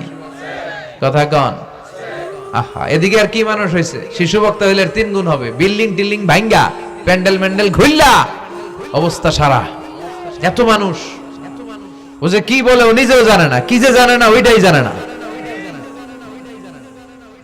সবকিছুর একটা বয়স আছে। তোমাকে পড়াশোনা করতে হবে, তোমাকে ডিগ্রি অর্জন করতে হবে, তোমাকে জানতে হবে, তোমাকে বিশ্লেষণ করার, অ্যানালাইসিস করার ক্ষমতা রাখতে হবে। ছোট বাচ্চা যদি মুরব্বির মতো কথা বলে আমরা এটার বেয়াদব বলি। আপনারা বই করে কি বলেন? বেয়াদব। পাশে খতিব সাহেব হুজুর, এখানে হাফেজ সাহেব হুজুর, এখানে ইমাম সাহেব হুজুর, এখানে কামিল মাদ্রাসার প্রিন্সিপাল, এখানে জগৎ বিখ্যাত মুহাদ্দিস, আর সে বেয়াদবের মতো পায়ের উপর পা তুলে আঙ্গুল নাড়িয়ে নাড়িয়ে কথা বলে। এটা কিয়ামতের আলামত। এগুলো বন্ধ করেন, এগুলোর সাথে ইসলামের সম্পর্ক নাই। যারা কোরআনের কথা জানে, যারা আলেম, তাদেরকে দাওয়াত করেন, জ্ঞান গর্ভ আলোচনা করবে। আপনার জীবনকে উজালা করে দিবে কে? কিন্তু লোক জড়ো করার জন্য এগুলো করে। আহা, তাফসীর মাহফিলের ভিতরে এই শো অফ, খালি লোক দেখানো মানসিকতা। কে আসলে বেশি লোক হবে এরা দাওয়াত করো। মাহফিল হইলে এরা লাগবে, ওরে লাগবে, এরা লাগবে। আমগো অবস্থা হালুয়া টাইট। 15,000 দাওয়াত ইনভাইটেশনের মধ্য থেকে 90টা প্রোগ্রাম রেখেছে এই বছর। 15,000। এটা কিয়ামতের আলামত না? সুবহানাল্লাহ কয়। আর এটা কিয়ামতের আলামত কেন? আমারে লাগবে কেন? আপনার এলাকায় মুহাদ্দিস নাই? আপনার এলাকায় মুফাসসির নাই? মিজানুর রহমান আজহারীকে লাগবে কেন? মিজানুর রহমান আজহারী যেখানে সুযোগ হবে 2-4 জায়গায় প্রোগ্রাম করবে। এখন তো ইউটিউবে সব দেখা যায় যে এত চ্যানেল, অনেক মাহফিলে এত শ্রোতাও নাই।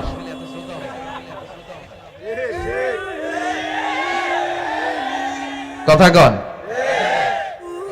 এখন কোথাও যেতে পারি না। আজকে এয়ারপোর্ট থেকে আসার পথে, এয়ারপোর্ট থেকে বের হইতে লাগতেছে আধা ঘন্টা। লোকজনের দাবি হচ্ছে হুজুর সেলফি তুলবো, সেলফি তুলবো, তাও বিভিন্ন অঙ্গভঙ্গি করে, এরকম মুখ বাঁকা করে, এরকম হাত বাঁকা করে। আমি বললাম কি স্টাইল? কয় এটা গ্যাংনম স্টাইল। আছে না নাই?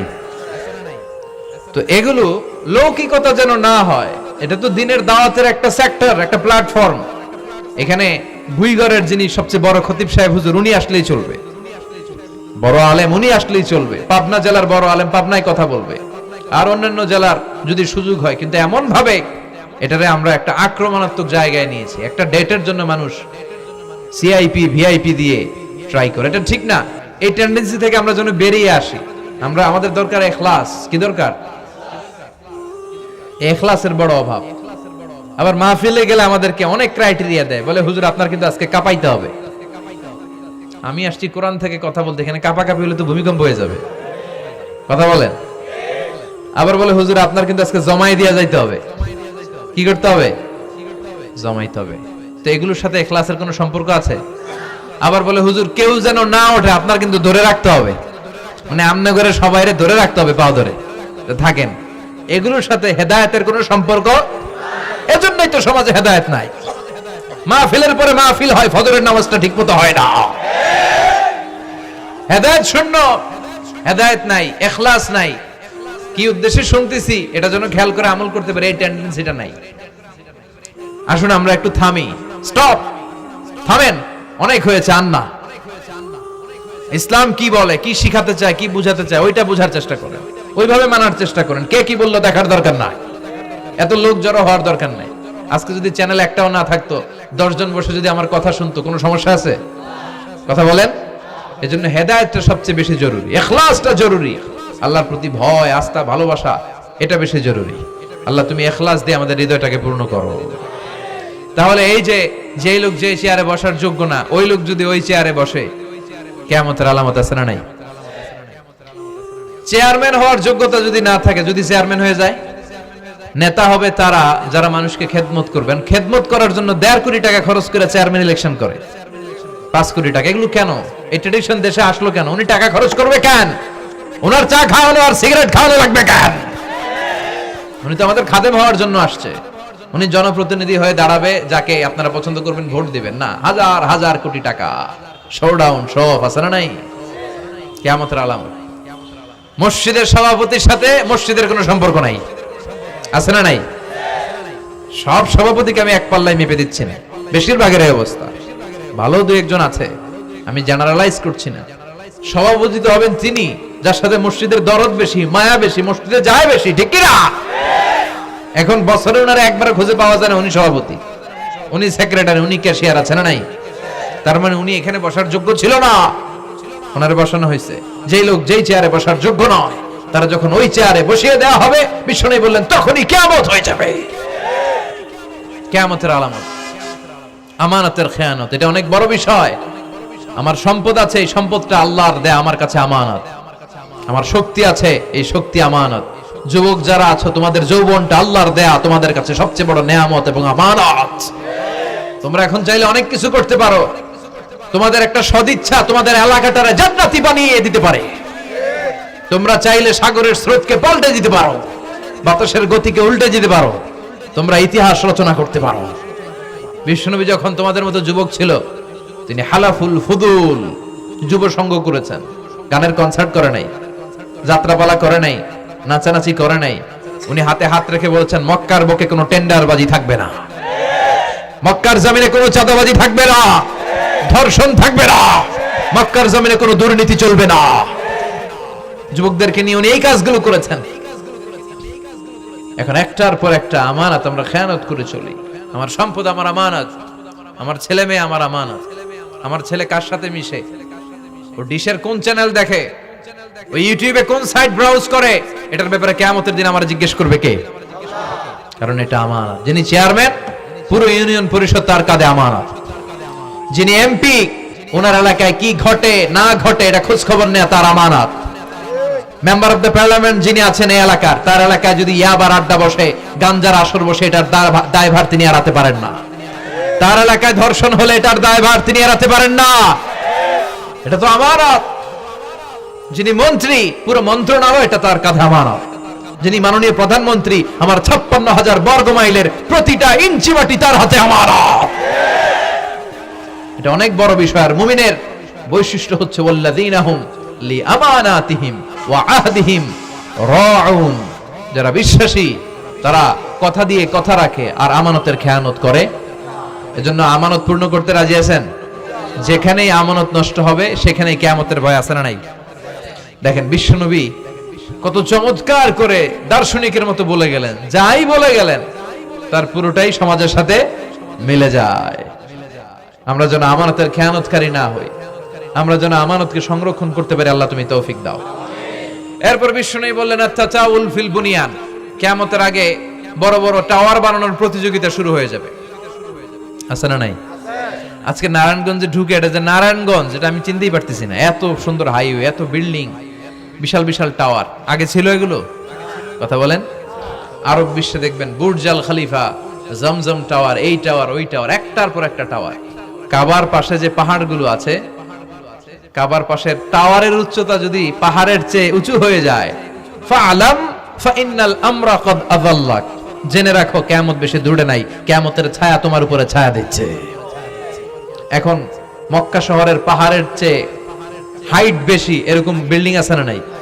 কাবা ঘরের পাশেই তো একটা আছে, জমজম টাওয়ার, 120 তলা উঁচু। দি মক্কা রয়্যাল ক্লক টাওয়ার 120 তলা, বিশাল বড় ঘড়ি লাগানো। এগুলো সব কিয়ামতের আলামত। ওর 5 তলা, আমার লাগবে 10 তলা। ওর 2টা গাড়ি আছে, আমার লাগবে 4টা গাড়ি। ও তাহাজ্জুদ পরে, আমারও যে পড়তে হবে ওই টেনশন নাই।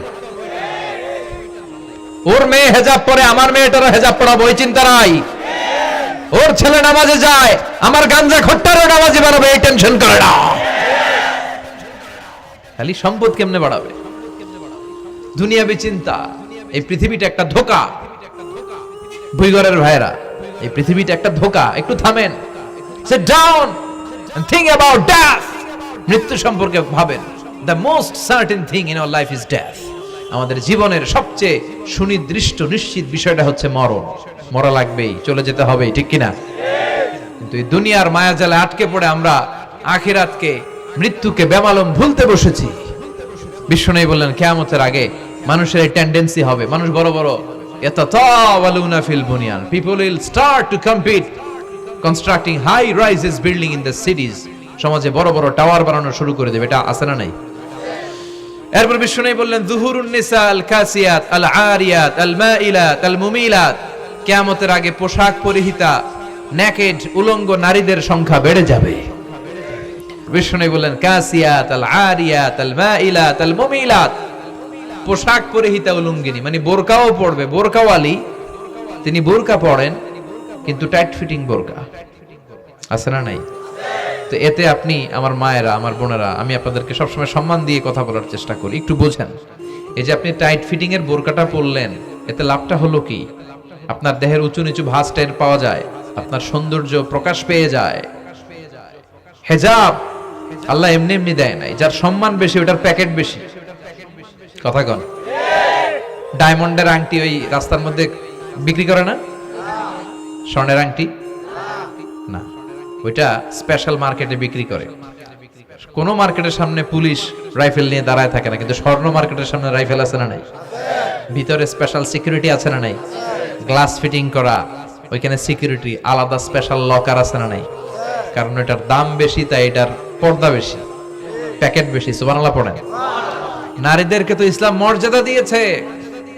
বিষ্ণু বলেছেন দুনিয়া কুল্লুহা মাতা ওয়া খায়রু মাতা'আদ দুনিয়াল মারআতুস সালিহা, দুনিয়ার সব হলো সম্পদ, আর এই সব সম্পদের মধ্যে সবচেয়ে দামি সম্পদ হচ্ছে নেককার নারী। এদের পেটগুলা খনি। এই নেককার নারীগুলো যদি হেজাব মেইনটেইন করে, এই পেটগুলো থেকে আল্লাহওয়ালা বেরোবে, নাজমু সাকিব বেরোবে, কারি আহমদ বিন ইউসুফ আল আজহারি বেরোবে, বড় বড় মুফাসসিরে কোরআন বেরোবে। আর যদি হেজাব না করে, জি বাংলা স্টার জলসা নিয়ে মশগুল হয়ে থাকে, হ্যাঁ, টেন্ডারবাজ, চাঁদাবাজ, ডাকাত, এগুলো বেরোবে। ওজনে কম দিবে, খাদ্যে ভেজাল দিবে, মাছে ফরমালিন দিবে, গাঞ্জার টাকার জন্য লাথি মেরে মারে ঘর থেকে বের করে দিবে। এজন্য নারীরা, আমার বোনেরা, আপনারা অনেক সম্মানিতা। নিজেদের সম্মান সম্পর্কে সচেতন হন। এই হেজাব আপনার অধিকার। এই হেজাব নারীর অহংকার। হেজাব নারীর আভিজাত্যের প্রতীক। হেজাব নারীর রুচির প্রতীক। আপনার রুচিটা কেমন আপনার পোশাক দেখে বোঝা যায়। কথা কন। যে মেয়েটা হিপ হপ স্টাইলে চলাফেরা করে, গ্যাংনম স্টাইলে, এই মেয়েটারে ইফটিজিং করার সুযোগ আছে না নেই? কিন্তু যে হেজাব মেনটেন করে যেই নারীরা চলে, এদেরকে দেখলেই একটা সম্মান চলে আসে। কি ভুল বললাম? একটা সম্মান আসে না? আপনাদের সম্মানটা আপনারা রাখবেন। বিষ্ণু বললেন যুহুরুন নিসাল কাসিয়াতাল আরিয়াতাল মাইলাতাল মুমিলাত, কিয়ামতের আগে পোশাক পরিহিতা উলঙ্গিনী নারী বেরোবে। লা ইয়াজিদনা রিহাহা লা ইয়াদখুলনাল জান্নাতা ওয়া লা ইয়াজিদনা রিহাহা, এই নারীগুলো জান্নাতে তো প্রবেশ করবেই না, জান্নাতের ঘ্রাণও নাকে লাগবে না। ওয়া ইন্না রিহাহা তুজাদু মিন মাসিরাতি 500 সানা। আর জান্নাতের ঘ্রাণ 500 বছর দূরের রাস্তা থেকেও টের পাওয়া যায়। খেয়াল করে বুঝেন, এখান থেকে জান্নাতে পৌঁছতে আরো 500 বছরের রাস্তা। কয় বছরের? এত দূরে থাকতে জান্নাতের সুবাতাস এসে আপনার নাকে ধাক্কা লাগবে। সুবহানাল্লাহ পড়বেন না? এই নারীগুলো জান্নাতে যাবে না, জান্নাতের ঘ্রাণও পাবে না। এজন্য বাবা যারা এসেছেন সচেতন হন। আপনার মেয়ে চাইলেই যে কোনো ড্রেস আপনি তাকে কিনে দিতে পারেন না। মায়েরা যারা আমার কথা শুনছেন, আপনার মেয়ে আবদার করবে, সে তো ছোট, সে কি বুঝে। কিন্তু দেখবেন অনেক বিয়ের অনুষ্ঠানে আমি দেখেছি, মায়ের বয়স হচ্ছে 60, মায়ের হাত মোজা পা মোজা, বোরকা লাগাইছে 2টা, পাশে ষোড়শী অষ্টাদশী তন্নি সুন্দরী সুস্নিগ্ধা এক মেয়ে, বয়স মাত্র 18, ওর বুকে ওন্না নাই, ওটা গলায় শোভা পাচ্ছে। এই 60 বছরের বুড়া মহিলার দিকে কেউ তাকাবে? ওনার তো ডেট এক্সপায়ার্ড, ডেট এক্সপায়ার্ড। ওনার সৌন্দর্য যা ছিল সব শেষ, তার দিকে তাকাবে না। তার উঠতি বয়সের তরুণ মেয়েটার দিকে অনেকে তাকাবে, কারণ এটা জেনেটিক্যাল একটা ইস্যু। একটা পুরুষ একটা নারীর দিকে জেনেটিক্যালি আকৃষ্ট হবে, এটাই স্বাভাবিক, ঠিক কিনা? এজন্য আপনার হাত মোজা পা মোজা আপনার দরকার ছিল না, আপনি পাতলা কাপড় পরলেও সমস্যা নাই। কথা কন? হাত মোজা পা মোজা দরকার ছিল আপনার যুবতী মেয়েটার হাতে, যুবতী মেয়েটার পায়ে। এজন্য আপনারা আপনাদের সম্মানকে বুঝবেন। যারা নারী স্বাধীনতার কথা বলে, নারী আন্দোলনের কথা বলে, এরা নারীদেরকে ঠকায়। এরা নারীদেরকে বিজ্ঞাপনের বিলবোর্ডে নগ্ন করে উপস্থাপন করে। রাস্তা দিয়ে হাঁটি, চোখ খুলতে পারি না। আমার মায়েরা, এরা আমার দেশের মেয়ে, এরা এই 56,000 বর্গ মাইলের মেয়ে। এই মেয়েগুলোকে উলঙ্গভাবে হাফ নেকেড করে এই সিনেমা হলগুলোর পোস্টারগুলো যে দেয়া হয়েছে, এতে এতে সম্মান বেড়েছে না কমেছে? ওদিকে চোখ তুলে তাকানো যায়? এজন্য নারী স্বাধীনতার কথা যারা বলে, এদের কথায় ফাঁদে পা দিবেন না। এরা আপনাদের সম্মান বাড়াতে চায় না, এরা আপনাদেরকে বিলবোর্ডে উঠাতে চায়, আপনাদেরকে উলঙ্গ করে রূপালী পর্দায় উঠাতে চায়, টিভির পর্দায় আপনাদেরকে নেকেড করে উপস্থাপন করতে চায়। এদের ঘরেই নারীরা বেশি নির্যাতিত হয়, এদের কাজের মেয়েরাই বেশি নির্যাতিতা। আর সুযোগ পেলে এরা ধর্ষণে সেঞ্চুরি করতে দেরি করে না। এজন্য নারীদেরকে সম্মান দিয়েছে ইসলাম। আমার বোনেরা, আমাদের সম্মান যেন আমরা রাখতে পারি। আল্লাহ তুমি বোঝার তৌফিক দান করো। এরপরে বিশ্বনবী বললেন, ইতাআতু যাওজা ওয়া উকুকুল কিয়ামতের আগে বিয়ে করার পরে ছেলেগুলো মাকে ভুলে গিয়ে স্ত্রীর পেছনে পেছনে দৌড়াবে, স্ত্রীর আনুগত্য করবে। এরকম নমুনা আছে না নাই? তো এজন্য মাকে ভুলে যাওয়া যাবে না। মায়ের দোয়া বড় দোয়া। মায়ের দোয়া সবার আগে কবুল। বুলেট মারলে বুলেট মিস হয়, মায়ের দোয়া মিস হয়? খবরদার। স্ত্রী চলে গেলে নতুন স্ত্রী পাওয়া যায়, মা মরে গেলে মা পাওয়া যায়? তাই বলে আমি বলছি না আপনার স্ত্রীকে ডিভোর্স দেন না, বুঝান, মাকেও বুঝান, স্ত্রীকেও বুঝান, বুঝানোর চেষ্টা করেন। সমাজের এখন সবচেয়ে বড় সমস্যাটা হচ্ছে শাশুড়িরা চায় আমি ডমিনেট করব, আমার এতদিনের গড়া সংসার। বউ এসে কয় না, আমি আইছি মাগার, আমি সব খায় ফেলাম। আছে না নাই? এই যে সবাই ডমিনেট করতে চায়, এটা সমস্যা। সমাধানটা কি? সমাধানটা হচ্ছে আমাদের শাশুড়ি যারা আছে সমাজের, তাদের উচিত বৌমাটারে নিজের মেয়ের মতো মনে করা। নিজের মেয়ের যেখানে বিয়ে দিছে ওইখানে কিন্তু খুব খোঁজ নেয়, মা তোর কি অবস্থা, তোর কষ্ট হইলো কিনা, ইত্যাদি ইত্যাদি। কিন্তু ছেলের বউ করে যারা আনছে এর দিয়ে ইচ্ছে মতো কাজ করা, এরকম ডাকাত আছে না নাই? ডাবল স্ট্যান্ডার্ড, এটা ঠিক না। আর বৌমা যারা আছেন, ঘরের বৌমা, এরা শাশুড়িকে একটু মায়ের মতো মনে করেন না, কারণ একদিন আপনিও শাশুড়ি হতে চলেছেন, একদিন আপনিও শাশুড়ি হবেন। রং ধরা যৌবন জং ধরে শেষ, আপনারও ছেলে হবে, এই ছেলের বিয়ে করাতে হবে, এই ছেলের বউ এসে আপনার ঘরে তাই করবে আপনি আপনার শাশুড়ির সাথে যা যা করেছেন। এই ছোট্ট হিসাবটা বুঝতে চায় না। শাশুড়ির উচিত বৌমাকে নিজের মেয়ের মতো করে আদর করা, যত্ন করা, আর বৌমাদের উচিত শাশুড়িকে মায়ের মতো সেবা করা। এই মিউচুয়াল আন্ডারস্ট্যান্ডিংটা থাকলে কোনো ঘরে আর ঝগড়া হবে? শাশুড়ি বৌমা, আল্লাহ সবাইরে তুমি কবুল করো।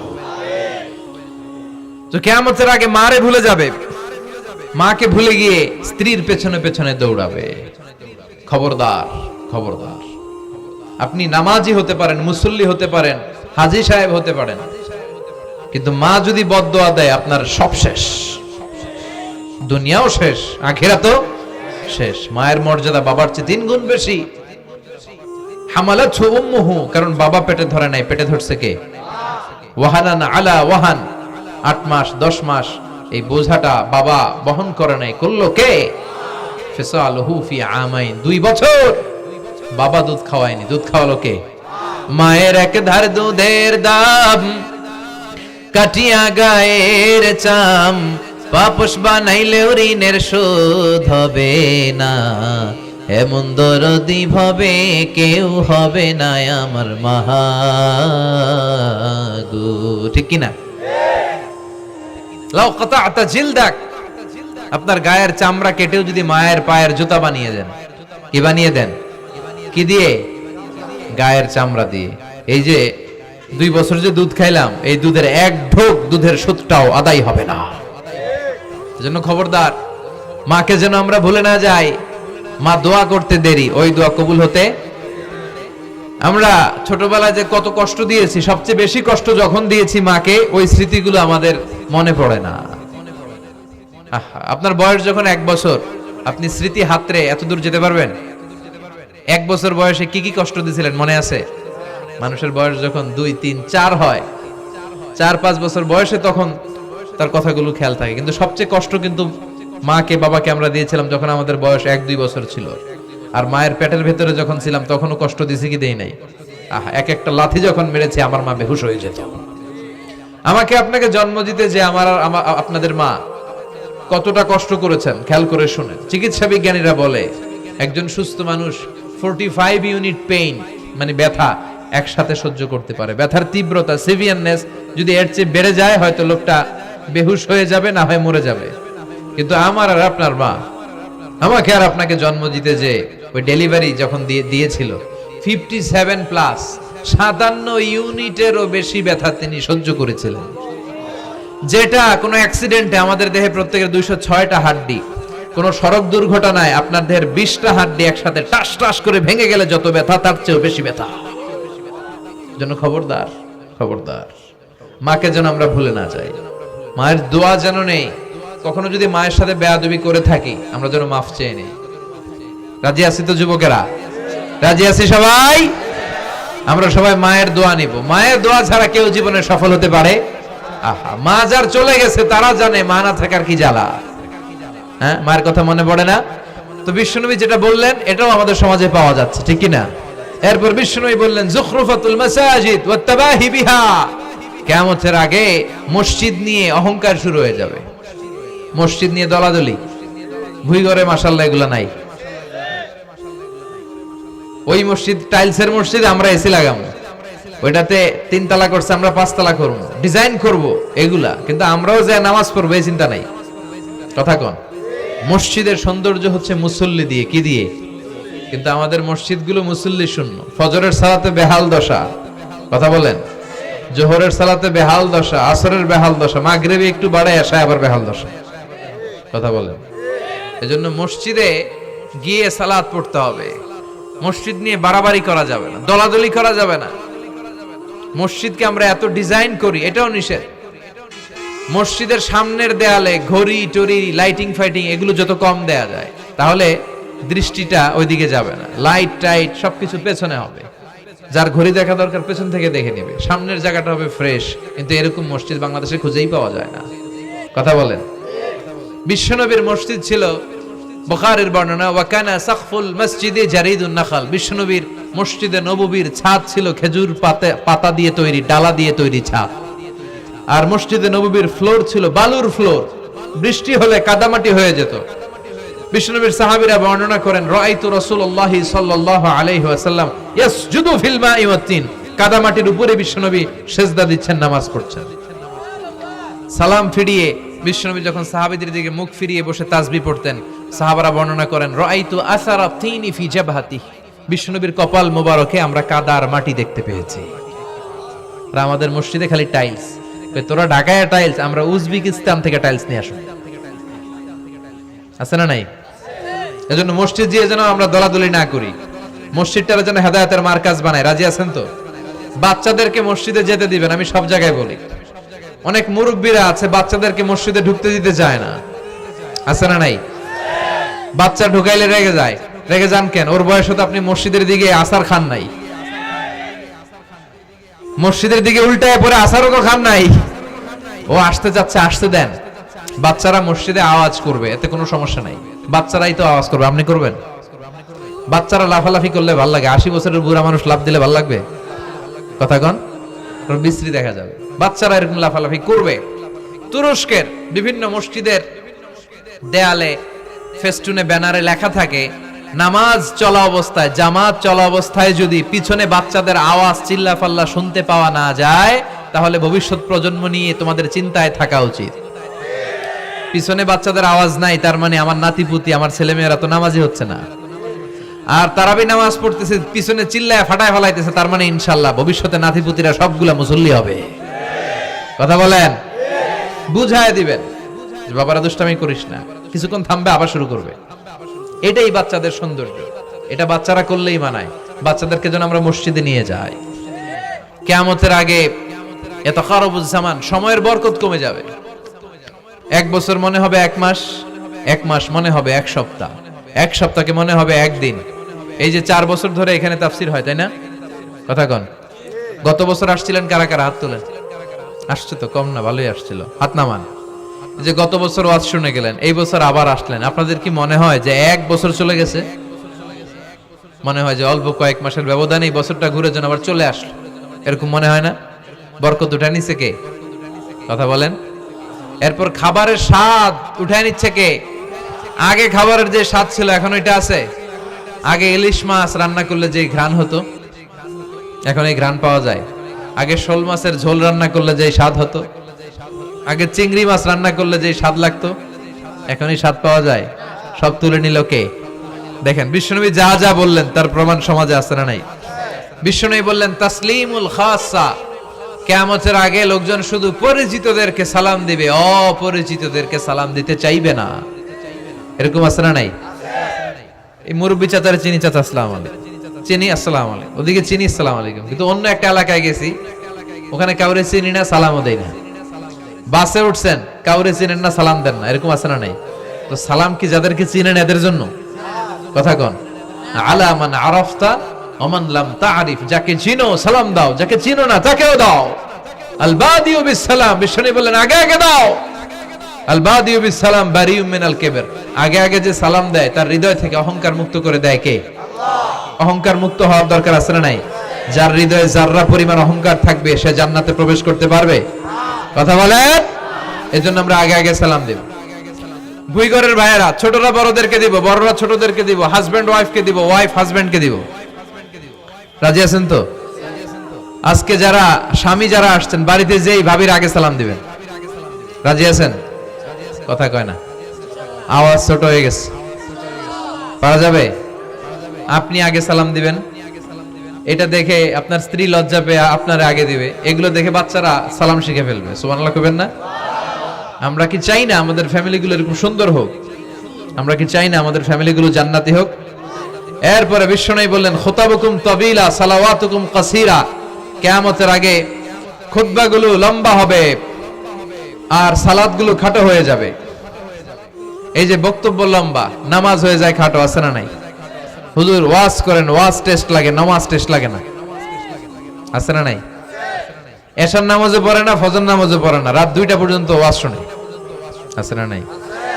এরকম করা যাবে না। নামাজ কামাই করা যাবে না। সবার আগে হবে নামাজের হিসাব। নামাজের হিসাব ঠিক তো আপনার পুরো আমলনামা ঠিক। নামাজে ভেজাল তো সব জায়গায় ভেজাল। প্রথম হিসাব নেওয়া হবে এই সালাতের, খবরদার।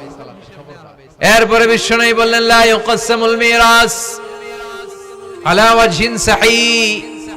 বিশ্বনবীর হাদিস থেকে এরকম বর্ণনা পাওয়া যায়, এর মাফহুম হচ্ছে লা ইউকাসসামুল মিরাস আলা ওয়াজহিন সাহিহ, সহিহ পদ্ধতিতে মিরাজ বণ্টিত হবে না। লিযযাকারি মিসলু হাযযিল উনসায়াইন, সব বাবাদেরকে আল্লাহ বললেন উত্তরাধিকারের বন্টন নীতি তুমি মেনে ছেলে মেয়েদের মধ্যে বন্টন করে দিবা। ছেলেরে দিবা যদ্দুর, মেয়েরে দিবা অর্ধেক। কার আইন? কথা বলেন, আইনটা কার? ছেলেরে যদি 2 লাখ দেন, মেয়েরে চিল্লায় বলেন, ছেলে 2 লাখ পেলে মেয়ে কয় লাখ? ছেলে 4টা বাড়ি পেলে মেয়ে কয়টা বাড়ি? অনেক বাবা আছে, মেয়েরা কয় মা তোর বাইরে সব দিয়ে দিলাম, তোর লেগে দোয়া করে দিলাম। হাত তুলছে এমনি, মেয়ের লেগে কি করে দেয়, আর ভাইরে সব দিয়ে দেয়। এগুলো ডাকাত, এগুলো কি ভুই ঘরে মাশাআল্লাহ এরকম ডাকাত টাকাত নাই। দোয়া তো আপনি সবাইরই করবেন। ছেলে যেটা প্রাপ্য দিয়ে দেন, মেয়ে যেটা প্রাপ্য দিয়ে দেন, তারপরে হাত তুলে দোয়াও করে দেন। কথা বলেন। অনেক মা আছে ছেলেরে বেশি খাওয়ায়, মেয়েরে কম খাওয়ায়, আছে না নাই? ছেলের পাতে মুরগির রান, মাইয়ার পাতে মুরগির ঠ্যাং, আছে না নাই? দেখবেন ওই মা বাবার হয়তো হয়তো অনেক সময় শেষ কালটা ছেলের বাড়িতে কাটে না, কাটে মেয়ের বাড়িতে, আছে না নাই? কারণ প্রকৃতিরও একটা মায়ের আছে না নাই? শেষ মাইরটা আল্লাহ দিবে। শেষ মাইরটা কার? আল্লাহ ছাড় দেয়, ছেড়ে দেয় না। আল্লাহ কি দেয়? কি দেয় না? আল্লাহর সব মনে থাকে। আল্লাহ শেষ খেলাটা খেলে দিবে, চিল্লায় বলেন ঠিক কি না? বাবা মা যারা আছেন সাবধান, উল্টাপাল্টা করেন না। এগুলো নিয়ে কত বিচার যে আমাদের কাছে আসে, কত মাসালা যে আসে। কেন করেন এগুলো? সমানভাবে আপনি ইনসাফ করেন, কিয়ামতের দিন আপনার বিচার করার সময় আল্লাহ আপনার উপর ইনসাফ করবে। আপনি ঠকাবেন, আল্লাহ আপনার 14 গোষ্ঠী উদ্ধার করে ছাড়বে। তিনি ভুলে যান না, তিনি ছাড় দেন, ছেড়ে দেন না। এজন্য মিরাসের যে বন্টন পদ্ধতি, আমরা যেন ইসলামের দেয়া পদ্ধতি অনুসরণ করি। আল্লাহ তৌফিক দাও। কিয়ামতের আগে ভূমিকম্প বেড়ে যাবে, আছে না নাই? কিয়ামতের আগে আত্মহত্যা বেড়ে যাবে, আছে না নাই? কিয়ামতের আগে ঢোল বাদ্য নাচানাচি বেড়ে যাবে, আছে না নাই? বাংলা মায়ের একতারা সুর কতই ভালোবাসি, দোতারা সুর কতই ভালোবাসি, বাজারে ঢোল বাজারে বাসি। বিষ্ণুই বললেন বয়স্তু আন উকাসসিরাল মাজামির, আমি ঢোল বাদ্য তবলা হারমোনিয়াম এগুলোরে ভেঙে মাটির সাথে গুড়িয়ে দেওয়ার জন্য এসেছি। আর ওই নবীর উম্মত কয় বাজারে ঢোল বাজারে বাসি, আছে না নাই? ঢোল বাদ্য বাজানো যাবে? এই হাই বিটের মিউজিক আপনি শুনলে আপনার অন্তরে নেফাকি তৈরি হবে। নামাজে মজা পায় না, হুজুর নামাজে মজা পায় না। তুমি আজীবন শোনো কুচ কুচ হোতা হ্যায়, তো তুমি নামাজে মজা পাইবা কেমনে? আজীবন শুনে কি কুচ কুচ হোতা হ্যায়। এখন নামাজে মজা পায় না, জিকির করে মজা পায় না, তেলাওয়াতে মজা পায় না, মজা নাই, মনোযোগ নাই। হৃদয়টাকে যে তুমি শয়তানের আখড়া বানিয়েছো, তুমি সালাতে প্রশান্তি পাবে কি করে? এজন্য এই মিউজিক্যাল ইনস্ট্রুমেন্ট থেকে দূরে থাকতে হবে। এগুলো অন্তরে নেফাকি তৈরি করে। আপনি দফ বাজাতে পারবেন? দফ, দফ চিনেন? ঢোলের দুই দিক আটকানো, দফের এক দিক আটকানো এক দিক খোলা, এটা বাজিয়ে আপনি নাশিদ পরিবেশন করতে পারবেন, সমস্যা নাই। বিশ্বনবী বিয়ের ক্ষেত্রে বলেছেন আলিনু আন নিকাহ বিদ-দুফুফ, এই দফ বাজিয়ে দফের ব্যান্ড পার্টি করে বিয়ের ঘোষণা দিয়ে দাও। ঈদের দিন বিশ্বনবী শোয়া, কিন্তু ছোট্ট মেয়েরা এসে দফ বাজিয়ে নাচ গান করতেছে, ছোট মেয়েরা। সাইয়েদনা আবু বকর দেখে রেগে গেলেন, আমিজবারু শাইতানি ফি বাইতি রাসূলিল্লাহ, আল্লাহর নবীর ঘরে শয়তানের বাদ্য। বিশ্বনবী বললেন দাহু ইয়া আবু বকর, আবু বকর রাখো, ইন্না লিকুল্লি কওমিন ঈদ, সব জাতিরই তো একটা ঈদের অনুষ্ঠান আছে। হাদা ঈদুনা, আজকের দিনটা আমাদের ঈদের দিন, বাচ্চাদেরকে একটু আনন্দ উৎসব করতে দাও। এই দফ বাজালে কোনো ক্ষতি নাই। বিশ্বনবী মক্কা থেকে যখন মদিনায় হিজরতে গেলেন, কোন পথ দিয়ে আমার নবী আসবে জানার জন্য মদিনার ছেলেমেয়েরা পাগল হয়ে গেল। ওই পথে দফ নিয়ে দাঁড়িয়ে রইল। বিশ্বনবী সাইয়েদনা আবু বকরকে নিয়ে আগমন করলেন। ওরা তালা আল বাদরু আলাইনা বলে বিশ্বনবীর ওয়েলকাম জানালো। সুবহানাল্লাহ পড়েন। তালা আল বাদরু আলাইনা মিন সানিয়াতিল ওয়াদা ওয়াজাবা শুকরু আলাইনা মা দাআ লিল্লাহি দা أيها المبعوث فينا جئت من أمر المطاب جئت شرفت المدينة مرحبا يا خير دا طلع البدر علينا من ثنيات الوداع وجب الشكر علينا ما دعا لله دا পড়েন আল্লাহু আকবার। আমরা যেন এই সুস্থ সংস্কৃতির প্রচার প্রসার করতে পারি। ইসলাম বিনোদনের নিষেধ করে নাই, কিন্তু বিনোদন শুড বি হালাল বিনোদন, ঠিক কি না? আপনি অসুস্থ সংস্কৃতির চর্চা করলে ওইটা আল্লাহ অ্যাকসেপ্ট করবে না। সংস্কৃতিটা হতে হবে সুস্থ সংস্কৃতি। আল্লাহ তুমি তৌফিক দাও। বিষ্ণুবী যা যা বললেন, ভুইঘরের ভাইয়েরা, তার প্রতিটি আমাদের আশেপাশে চোখের সামনে পেছনে আছে না নেই? এটা ফিতনার যুগ। কিসের যুগ? এই যুগে আমানতের খেয়ানত হবে, এই যুগে নারীরা বেপরদা হয়ে চলাফেরা করবে, এই যুগে নিজের ঈমান বাঁচানো কঠিন হয়ে যাবে। এই কঠিন বিপদের সময় আমাদেরকে বাঁচাতে পারে দুইটা জিনিস শুধু আমাদেরকে বাঁচাতে পারে। এক হচ্ছে আল্লাহর কোরআন, দুই হচ্ছে বিশ্বনবীর সুন্নাহ। ঠিক কিনা? এই দুইটা জিনিসকে মারির দাঁত দিয়ে আঁকড়ে ধরে রাখতে হবে, তাহলে সে পথভ্রষ্ট হওয়ার কোনো সুযোগ। This Quran and Sunnah hour way to জান্নাহ। ঠিক কিনা? আওয়াজ করে আমার সাথে পড়েন, কোরআন and Sunnah hour way to জান্নাহ। আওয়াজ বাড়ায় দেন, পড়েন, কোরআন and Sunnah hour way to জান্নাহ। এই কোরআন সুন্নাহ আপনাকে জান্নাতের ওয়েতে উঠায় দিবে, রাস্তায় উঠায় দিবে। এই কোরআন সুন্নাহর সাথে যেন আমরা সম্পর্ক বাড়াই, তাফসির মাহফিলগুলোতে যেন বেশি বেশি যাই, এলাকায় যেন ইসলামী হালাকা তৈরি করি, প্রশ্নোত্তর পর্ব তৈরি করি, এতে করে নিজেরা যেন সমৃদ্ধ হই, কোরআন সুন্নাহর সাথে যেন সম্পর্ক বাড়াতে পারি। আল্লাহ তুমি তৌফিক দাও। আর জোরে পড়ে আমিন। যারা এই লম্বা সময় আমার বক্তব্য শুনলেন, সবাইকে আমি আন্তরিকভাবে শুকরিয়া